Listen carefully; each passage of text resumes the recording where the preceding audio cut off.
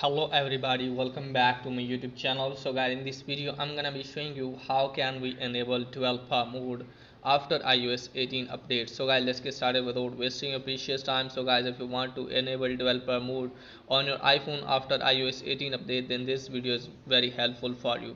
So first of all guys, you can find the developer app here. So you have to sign into the developer and you will be a developer, okay guys. And after that guys, you can easily download or install iOS 18 update. I have already installed it. So guys, after installing it guys, what you have to do is just simply have to open the settings. From here guys, you have to search for privacy and security. So let me search for the privacy and security guys.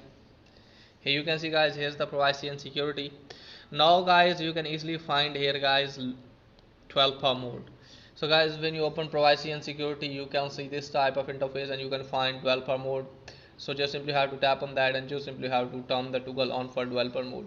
When you turn the toggle on for developer mode guys, then you can see this type of interface and you can see restart option. Just simply have to restart your device, and after that guys, the developer mode will be enabled on your device. So that's pretty much for today's video. If the video is helpful, please like and subscribe my channel. Thanks for watching.